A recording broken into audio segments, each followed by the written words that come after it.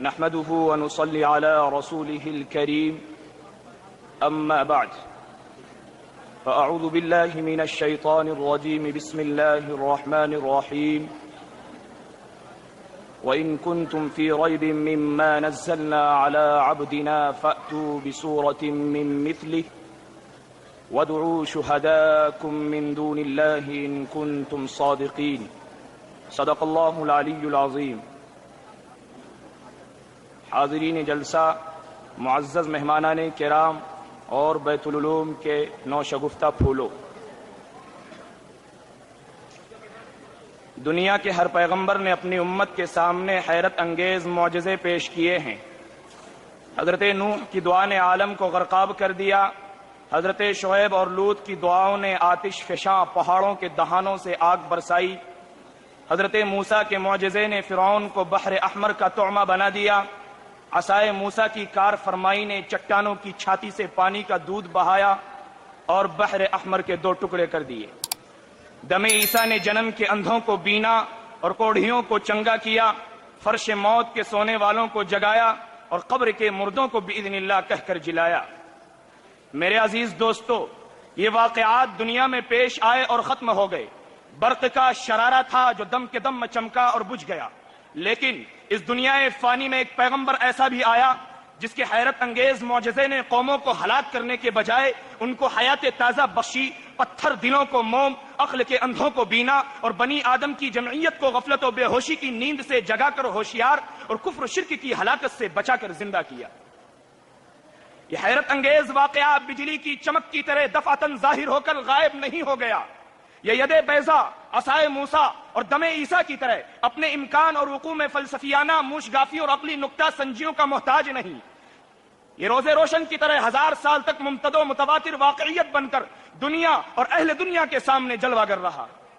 تاجدار مدینہ احمد مجتبیٰ محمد مصطفیٰ صلی اللہ علیہ وسلم آخری صحیفہ لے کر اور نبوت کی عمارت کی آخری اینٹ بن کر اس دنیا جہاں میں تشریف لائے۔ آپ کے بعد کوئی نیا دین آنے والا نہیں، اور نہ کوئی نئی کتاب اترنے والی تھی، اور نہ کوئی نئی نبوت مبعوث ہونے والی تھی۔ اس لیے ضرورت تھی کہ دوسرے انبیاء علیہم السلام کی طرح آپ کا خاص معجزہ وقتی اور عارضی نہ ہو، بلکہ جب تک اس دنیا فانی میں آپ کی نبوت کا نور چمکتا رہے، اس کی روشنی بھی قائم رہے۔ چنانچہ وقتی اور عارضی معجزوں کے علاوہ آپ کو ایک ایسا خاص معجزہ بخشا گیا جو قیامت تک قائم اور باقی رہنے والا ہے۔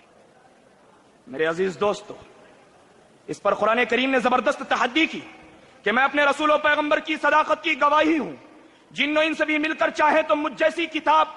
بلکہ مجھ جیسی کتاب کی ایک صورت، بلکہ ایک آیت بھی بنا کر پیش نہیں کر سکتے۔ اس اعلان پر پوری 1400 صدیاں گزر چکی ہیں، مگر اب تک فضائے بسیط کے ہر گوشے میں اس کے جواب میں خاموشی چھائی ہے۔ یہاں بھی عقل و فلسفہ کی منطقیانہ نقطہ آرائیوں سے بچ کر تاریخ کے آئینے میں واقعیت کا چہرہ دیکھیں تو قرآن کریم دنیا کی سب سے تاریخ سرزمین اور سب سے جاہل قوم پر اترا، جو علم و تمدن سے عاری، دولت و ثروت سے خالی، سامان و اسلحہ سے محروم اور دنیاوی مادی اور طاقت سے تہی مایا تھی۔ لیکن قرآن کریم نے پہاڑوں کی غاروں سے اور کبھی پہاڑوں کی چٹانوں سے انسانیت کو آوازیں دیں۔ اس طویل مدت میں اس کی پکار کے جواب میں سب و شتم، سنگ ریزے، پتھر، تیر و تبر اور تیغ و خنجر کی بارش ہوتی رہی، لیکن جو ہی 14ویں برس کا چاند طلوع ہوا، اس کی روشنی ماہ شب 14 بن کر نمودار ہوئی، اور چند سال کے عرصے میں دیکھا گیا تو عرب کا گوشہ گوشہ، چپا چپا بقائے نور بن گیا۔ قرآن کے متوالو، قرآن کریم کا سب سے بڑا تاریخی اعجاز یہ ہے کہ 23 برس کی تعلیم میں ایک ان پڑھ اور جاہل قوم کو عالم ترین اور متمدن ترین قوم بنا دیا، جس نے دنیا قدیم کے دونوں بازو قیصر و کسریٰ کو توڑ دیا۔ 40 برس کی مدت میں جب خلافت راشدہ کا دور ختم ہوا تو قرآن کے ماننے والوں نے، جو بحر ہند کے دہانے سے لے کر بحر اٹلانٹک کے ساحل تک پھیلے ہوئے تھے، دنیا کی کایا پلٹ دی۔ تاریخ کی جگہ نور، جہالت کے بدلے علم، کفر و شرک کے بجائے خدا پرستی آئی۔ دنیا کی سب سے غریب و مفلس قوم سب سے بڑی دولت مند، سب سے نادان و جاہل وحشی قوم سب سے بڑی عالم و علم پرور اور متمدن ہو گئی۔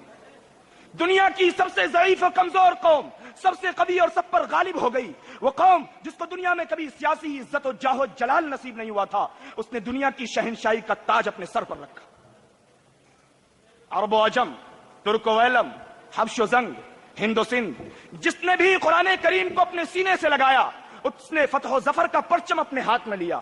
اور تخت شاہی اپنے دونوں پاؤں کے نیچے بچھایا اور حکومت کا تاج اپنے فرق شاہی پر رکھا۔ عربوں کی کیا بساط تھی، ویلم کو کون جانتا تھا، سلجوق سے کون واقف تھا، غور و خلج تغلق کس شمار میں تھے، کرد کس گنتی میں تھے، خوارزم شاہی، اتابکی اور مصر کے بحری ممالک اور ہندوستان کے ترکی غلاموں کی حیثیت کیا تھی؟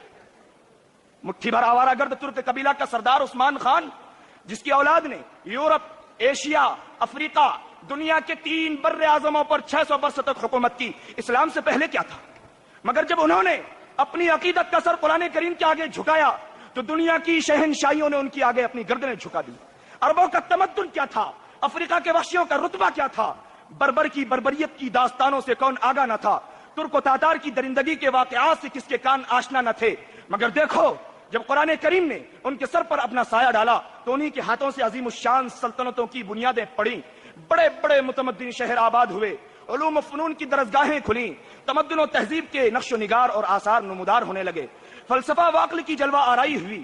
علم و فن نے ترقی کی، ڈیسیوں نے علوم اختراع ہوئے اور پچھلے علوم نے رونق تازہ پائی اور ان کی بری اور بحری تجارتوں نے دنیا کی منڈیوں پر قبضہ کر لیا۔ میرے عزیز دوستو،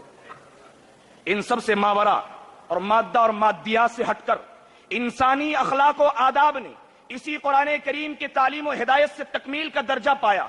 عدل و انصاف، اخوت و مساوات کے سبق ازبر ہوئے اور اہل جہاں کی آنکھوں کو وہ منظر دکھا دیا جس کو آغاز آفرینت سے آج تک کسی نے کبھی نہیں دیکھا تھا۔ وآخر دعوانا الحمد للہ رب العالمین۔